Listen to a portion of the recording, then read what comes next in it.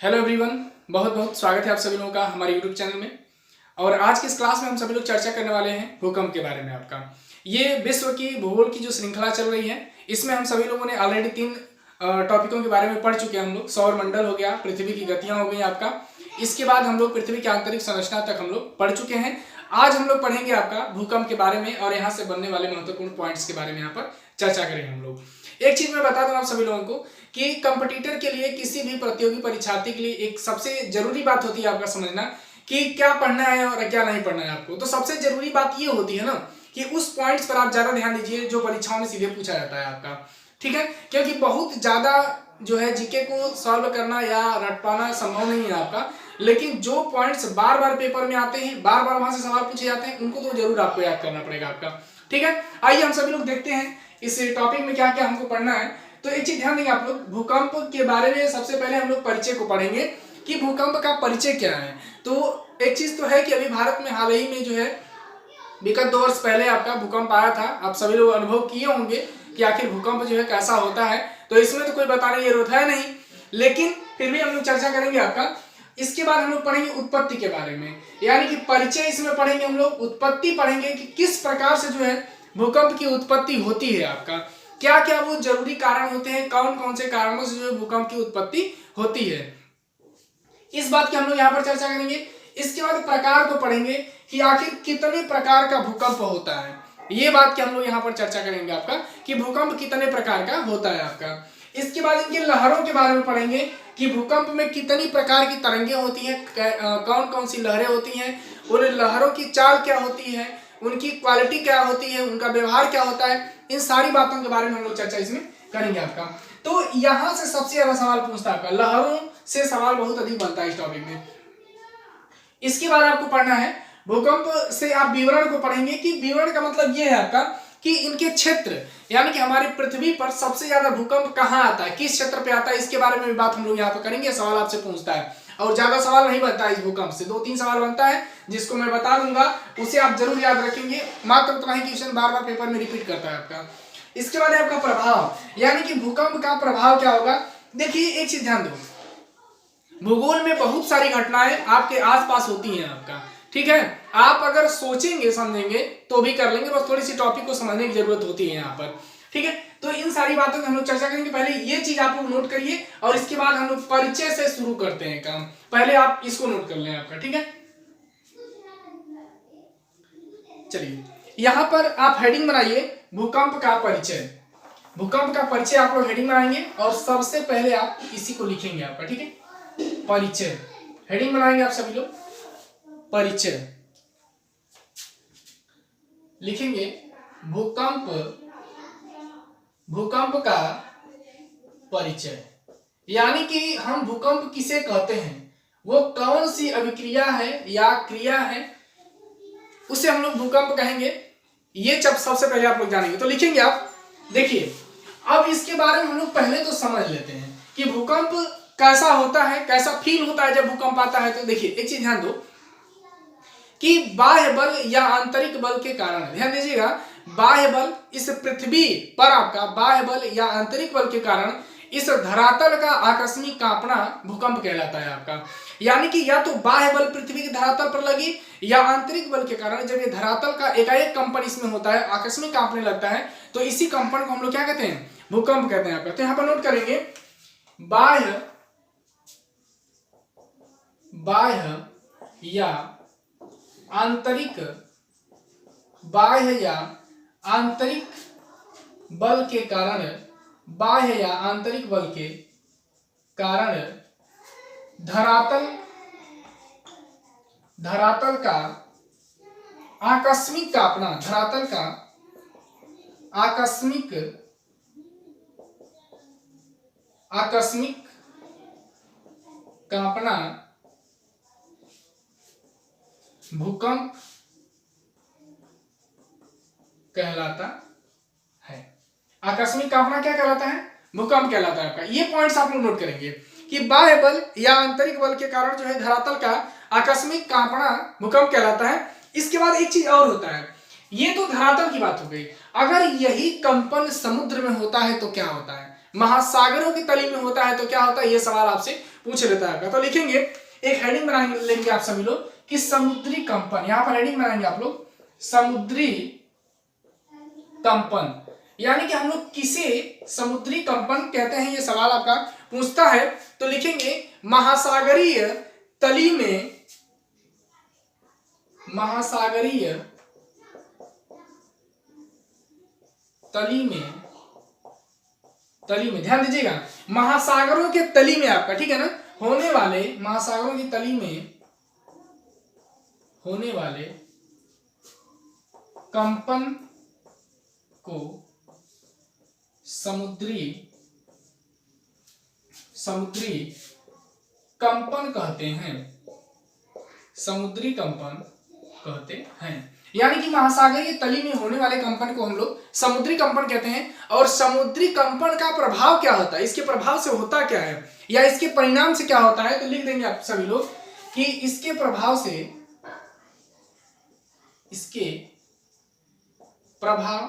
से सुनामी आती है। यानी कि जब समुद्री कंपन होता है तो इस समुद्री कंपन के प्रभाव से जो है सुनामी आती है आपका। कहते हैं कि समुद्र में सुनामी कैसे आती है, तो समुद्री या आप ऐसे कहें महासागर के तली में जब कंपन होता है, महासागरों में जब भूकंप आता है तो उस भूकंप के प्रभाव से जो है आपका सुनामी आती है। ठीक है, ये चीज आप लोग ध्यान दो, नोट कर लेंगे आप सभी लोग इस पॉइंट्स को, फिर हम लोग आगे बढ़ेंगे आपका। यहाँ पे इस पॉइंट्स को आप लोग नोट करिए।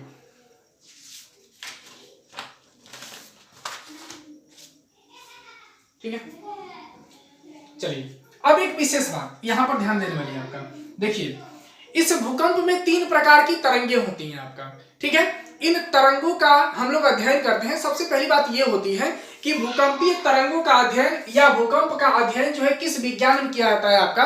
तो एक चीज ध्यान दो कि जो भूकंपीय तरंगे होती हैं, यहां पर आप लोग नोट करेंगे, एक पॉइंट बहुत विशेष है आपका कि भूकंपीय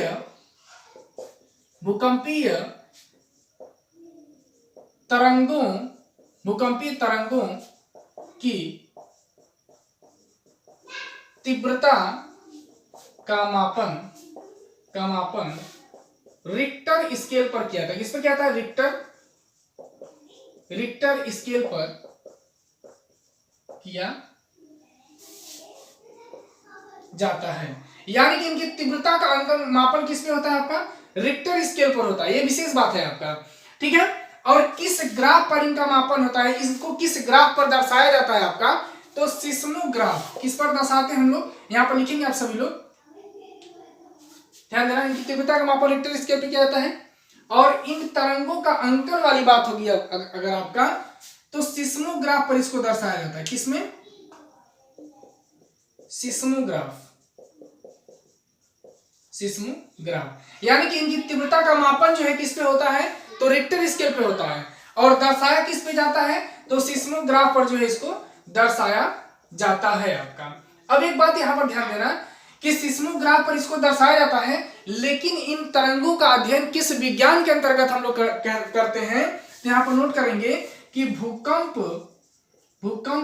के अध्ययन करने वाली विज्ञान को सिस्मोलॉजी कहते हैं। क्या कहते हैं, सिस्मोलॉजी कहते हैं।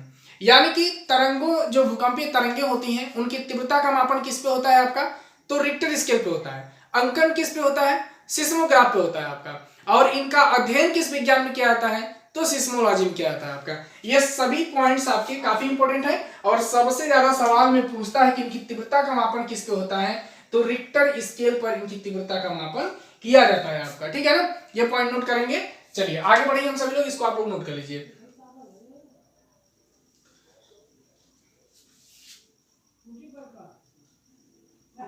चलिए अब हम लोग देखते हैं कुछ पॉइंट्स। जब भूकंप की उत्पत्ति होती है तो कुछ विशेष पॉइंट्स बनते हैं आपका, उन पॉइंट्स से आप लोगों से सवाल पूछा जाता है आपका। ठीक है, उसको हम लोग यहाँ पर देखेंगे और उसको याद आप लोग जरूर करेंगे, क्योंकि वहां से सवाल पूछता है आपसे। ठीक है, और इस टॉपिक में, अगर ये ज्योग्राफी की जो टॉपिक है आपका, इसमें आप सभी लोग सबसे विशेष बात ये ध्यान दो कि इसको समझने की आप लोग कोशिश करो, रटने की जरूरत नहीं है, इसको समझने की जरूरत है आपको। ठीक है, आइए हम लोग देखते हैं कि भूकंप की जब उत्पत्ति होती है आपका उस समय क्या होता है। देखिए, ये कोई पॉइंट से जब धरातल के आंतरिक भाग से, ध्यान दीजिएगा, जब धरातल के आंतरिक भाग से जो दुर्बल मंडल होता है, जब वहां से ये भूकंपीय तरंगें उत्पन्न होती हैं तो ये क्या होती है, फैल जाती हैं, अपनी चारों दिशाओं में क्या होती हैं, ये फैलने लगती हैं। तो जो भाग इसके नजदीक होता है उधर इनका प्रभाव बढ़ने लगता है आपका। ठीक है, यहां पर आप लोग ध्यान दीजिएगा, धरातल की तरफ ये तरंगे जब धरातल की ओर बढ़ती हैं, एक बात विशेष रूप से आप ध्यान देंगे, यहां पर ये तरंगे जब धरातल की ओर बढ़ती हैं तो क्या होता है, यहां पर एक पॉइंट बनता है जहां पर सबसे पहले जो है इनका अंकन किया जाता है। सबसे पहले क्या होता है, इनका अंकन होता है, ये तरंगे दिखाई पड़ती हैं जहां पर सबसे पहले महसूस होती हैं, उस पॉइंट को क्या कहते हैं। ये सवाल जो है बहुत पेपर में पूछता है आपका कि सबसे पहले ये तरंगे किस पॉइंट पर पहुंचती हैं, या सबसे पहले धरातल की जिस पॉइंट पर इन तरंगों का अंकन होता है उसे हम लोग क्या कहते हैं, ये सवाल पूछता है। तो ध्यान देना आप सभी लोग, इस पॉइंट को जो है क्या कहते हैं, भूकंपीय अधिकेंद्र कहते हैं। इसको क्या कहते हैं, भूकंपीय अधिकेंद्र कहते हैं, या इसे एपिसेंटर के नाम से हम सभी लोग जानते हैं। भूकंपीय अधिकेंद्र कहेंगे या इसे हम लोग क्या कहेंगे, एपिसेंटर कहते हैं इसको। ये बात ध्यान रखिएगा, इसको क्या कहेंगे, भूकंपीय केंद्र या एपिसेंटर। ठीक है ना, भूकंपीय अधिकेंद्र या एपिसेंटर। अब आपसे सवाल पूछे कि भूकंप की उत्पत्ति के समय ये तरंगों का अंकन धरातल के जिस भाग पर सबसे पहले किया जाता है उसे क्या कहते हैं, तो क्या बताएंगे आप, भूकंपीय अधिकेंद्र कहते हैं आपका। ठीक है, दूसरा चीज, ये तरंगे जिस भाग से उत्पन्न होती हैं उसे हम लोग क्या कहते हैं, तो इस भाग को क्या कहता है, भूकंपीय मूल कहा जाता है। क्या कहते हैं इसको, भूकंपीय मूल कहते हैं आपका। यानी कि जहां से इनकी उत्पत्ति होती है उसे हम लोग क्या कहते हैं, भूकंपीय मूल कहते हैं, या इसे भूकंपीय केंद्र कहा जाता है। ये बात ध्यान देना आप सभी लोग, यहां पर आप नोट कर लेंगे, यहां से भूकंपीय तरंगें उत्पन्न होती हैं, यहां से भूकंपीय तरंगें उत्पन्न होती हैं इस पॉइंट से आपका। इसे हम लोग क्या कहते हैं, इसे फोकस भी हम लोग कहते हैं। क्या कहते हैं, इसे फोकस भी कहा जाता है, या इसे हाइपोसेंटर कहा जाता है। क्या कहते हैं इसको, या इसको जो है हाइपोसेंटर भी कहते हैं। यहां पर नोट करेंगे, हाइपोसेंटर, इसको हाइपोसेंटर के नाम से भी हम सभी लोग क्या करते हैं, जानते हैं आप, हाइपोसेंटर आपका। अगर लगभग गहराई की हम लोग बात करते हैं कि कितनी गहराई पर ये होता है आपका, तो 200 से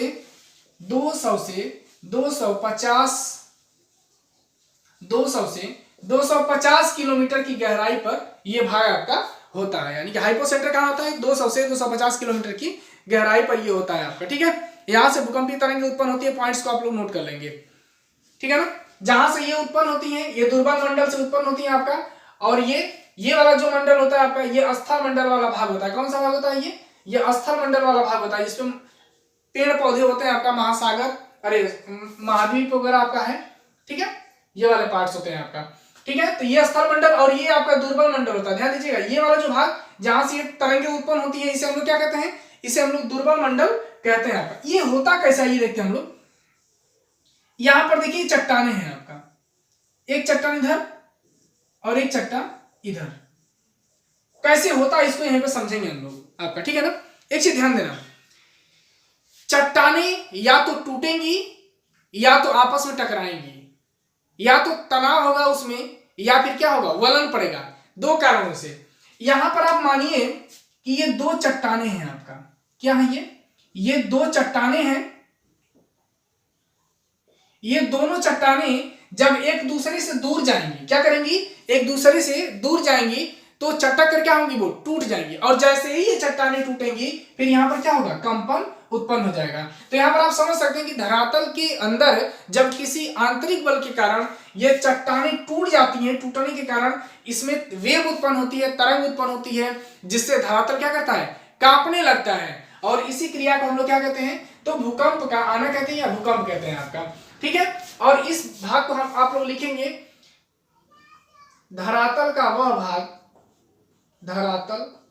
का वह भाग जहां सबसे पहले भूकंपीय तरंगों, धरातल का वह भाग जहां पर सबसे पहले भूकंपीय तरंगे पहुंचती हैं, भूकंपीय तरंगे पहुंचती हैं। ये बात आप लोग लिख लेंगे। ये सवाल पूछता है आपसे कि धरातल का वह भाग जहां पर सबसे पहले भूकंपीय तरंगे पहुंचती हैं, उस भाग को हम लोग क्या कहते हैं, या जहां पर सबसे पहले इनका अंकन होता है, सबसे पहले ये धरातल के भाग पर दिखाई देती है, उसे क्या कहते हैं हम लोग? तो उसे एपिसेंटर या भूकंपीय अधिकेंद्र कहते हैं। जहां से ये उत्पन्न होती हैं उसे भूकंपीय मूल कहते हैं, या भूकंपीय केंद्र कहते हैं, या हाइपोसेंटर के नाम से इसको जानते हैं आपका। ठीक है, ये सभी बात यहाँ पर पूछा जाता है आपका सवाल में। आप इस ग्राफ को बना लीजिए, ये काफी इंपॉर्टेंट है आपके लिए, इसको आप लोग जरूर बना लें। यहां से सवाल बहुत पूछता है पेपर में। ठीक है, इसको नोट कर लीजिए आप सभी लोग।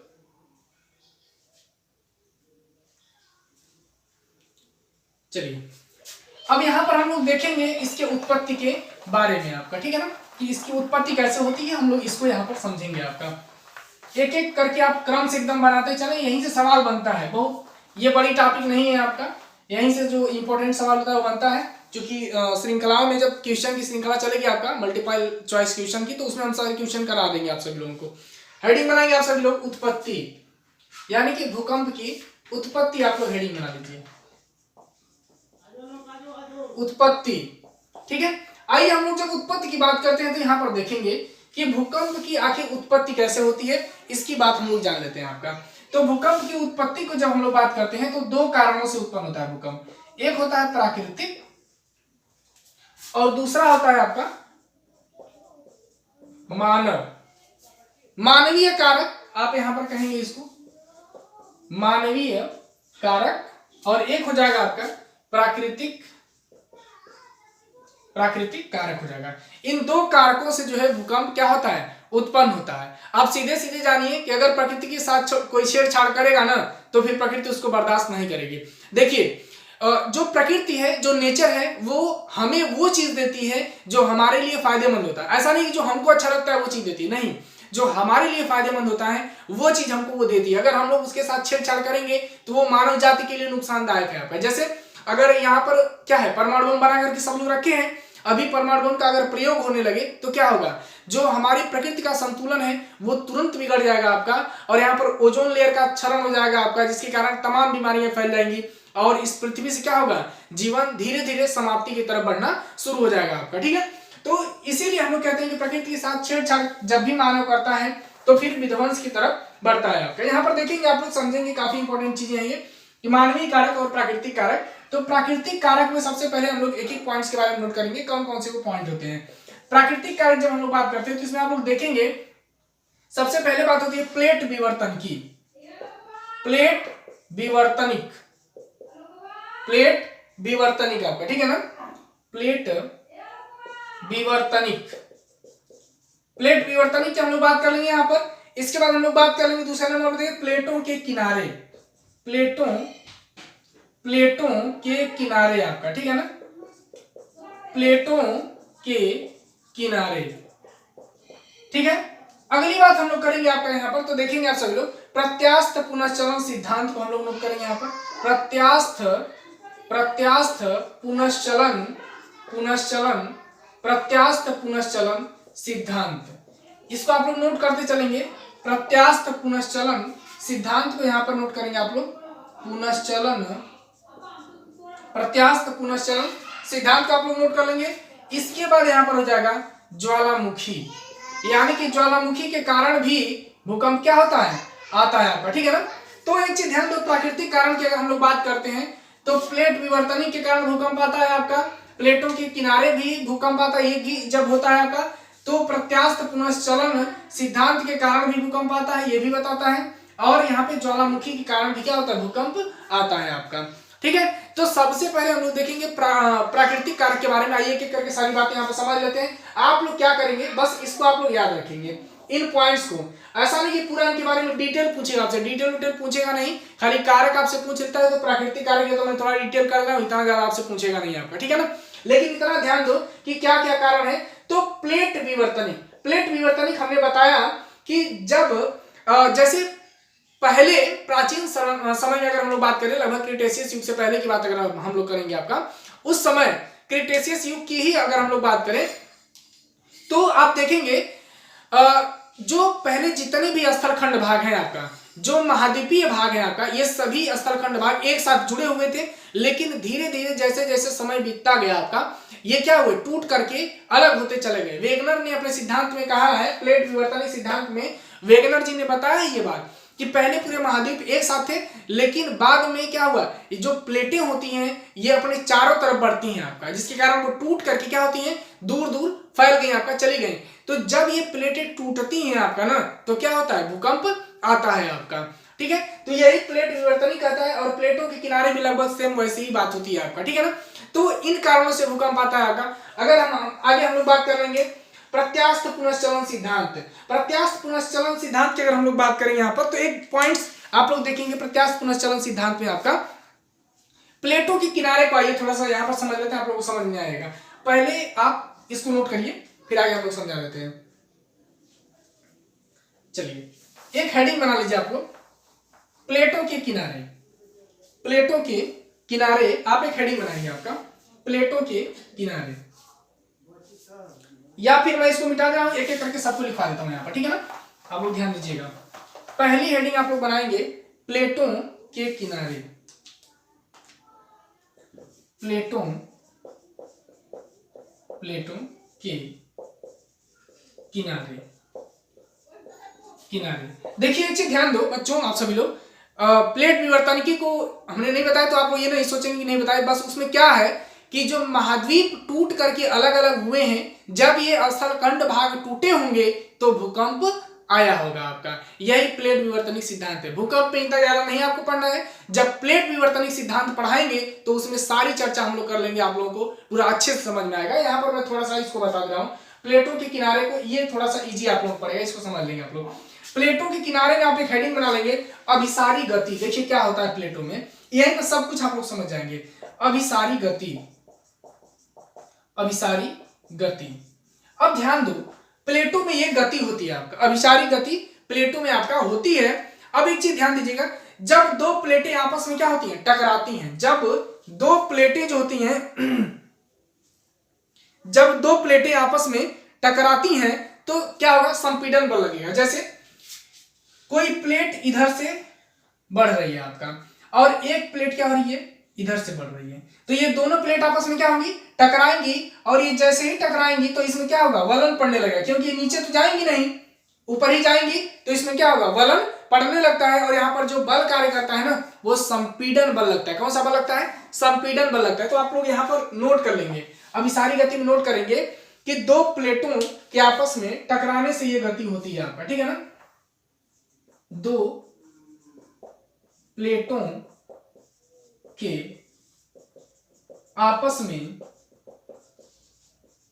टकराने से, दो प्लेटों के आपस में टकराने से जो बल लगेगा वो कौन सा बल होगा आपका, संपीड़न बल। कौन सा बल होगा, संपीड़न बल होगा आपका। यानी कि अभिसारी गति में जो है, जब दो प्लेटें आपस में टकराएंगी तो कौन सा बल लगेगा, यहाँ पर संपीड़न बल यहाँ पर कार्य करेगा आपका। ठीक है ना, नोट करिए इसको, संपीड़न बल लगेगा आपका। ठीक है, अगला हो जाएगा आपका अपसारी गति। यहीं पर आप नोट कर लेंगे अपसारी गति, इसको मिटा दे रहे हैं आपका। ठीक है, अपसारी गति। अब अपसारी गति की हम लोग बात करते हैं तो उसमें शब्द भी देखिए आपका, अपसारी गति, दूसरा है अपसारी गति। यानी कि इस गति के कारण भी क्या होता है, भूकंप आता है आपका। अपसारी गति की जब हम लोग बात करेंगे तो आप लोग इसमें क्या देखेंगे, जो प्लेटें होंगी जब एक दूसरे से क्या होती हैं, दूर चली जाती है, खिंचाव के कारण, तनाव के कारण, जब ये एक दूसरे से क्या होती है, दूर जाती हैं। लिखेंगे जब दो प्लेटें एक दूसरे से दूर जाती हैं। यानी कि जब दो प्लेटें एक दूसरे से दूर जाती हैं तो कौन सा बल लगेगा यहां पर, कौन सा बल लगेगा यहां पर, तनाव मूलक बल। तो यहां तनाव मूलक बल कार्य करेगा। यानी कि यहां पर कौन सा बल लगेगा आपका, तो तनाव मूलक बल कार्य करेगा आपका, ठीक है ना। जब दो प्लेटें एक दूसरे से क्या होती हैं, दूर जाती हैं। इसके बाद एक और होता है आपका जिसे हम लोग संरक्षित गति कहते हैं आपका, संरक्षित गति। तो अगली हेडिंग आप लोग बना लीजिए संरक्षित गति, इसको नोट कर लेंगे आप लोग। फिर अगली हेडिंग आप लोग बनाएंगे संरक्षित गति। लिखिए संरक्षित गति।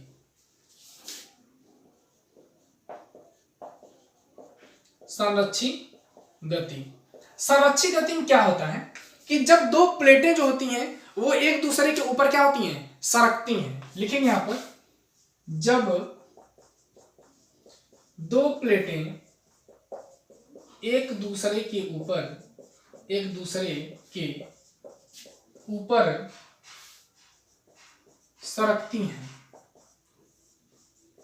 जब दो प्लेटें एक दूसरे के ऊपर क्या होती हैं, सरकती हैं आपका, और इनके कारण क्या होता है, जब दो प्लेटें एक दूसरे के ऊपर सरकती हैं तो इससे भ्रंश का निर्माण होता है। तो यहां पर नोट कर लेंगे आपका, जिससे भ्रंश का निर्माण होता है।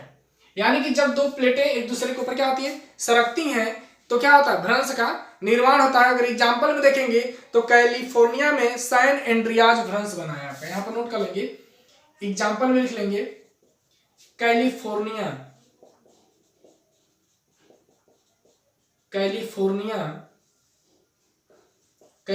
में सैंड, लिखेंगे सैन एंड्रियाज भ्रंश, सैन एंड्रियाज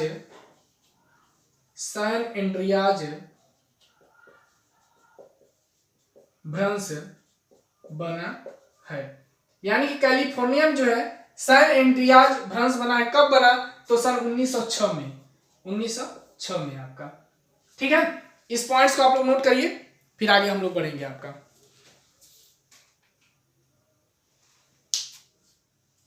ठीक है, चलिए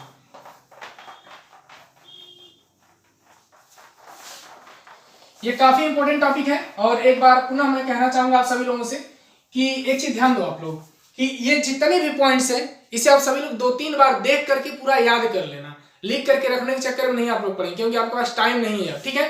तो लिखिए और साथ में उसको पूरा रट के याद कर डालिए, समझेंगे तो आपको ज्यादा समझ में आएगा। अगला हेडिंग आप लोग बनाएंगे आपका प्रत्यास्थ पुनश्चलन सिद्धांत।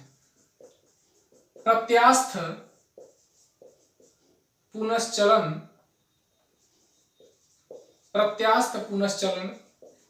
सिद्धांत।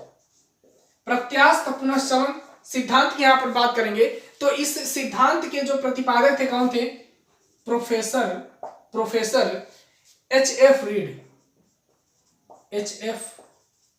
रीड।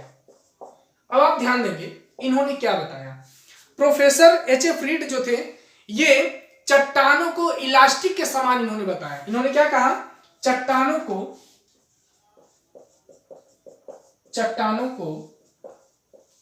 इलास्टिक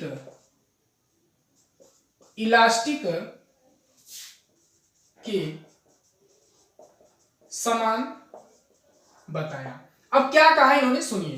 देखिए इन्होंने कहा कि जो चट्टानें हैं वो इलास्टिक के समान होती हैं और उनके तनाव के सहने की एक आखिरी सीमा होती है। प्रत्यास्था का मतलब क्या होता है, किसी भी चीज की पुनः स्थिति को आप परिवर्तित करें और छोड़ने के बाद वो पुनः अपनी स्थिति में आ जाए। लेकिन इलास्टिक की जब हम लोग बात करते हैं तो इन्होंने यही कहा था आपका कि किसी भी चट्टान की जो वलन पड़ने की या तनाव की एक आखिरी सीमा होती है, उसके बाद वो चट्टान क्या होती है, टूट जाती है आपका, ठीक है ना। और उसके टूटने से क्या होता है, भूकंप आता है आपका। यही बात इन्होंने कहा था आपका, ठीक है ना।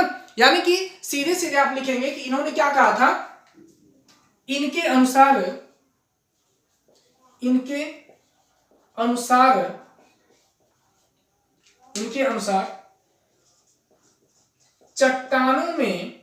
चट्टानों में तनाव सहने की एक सीमा होती है।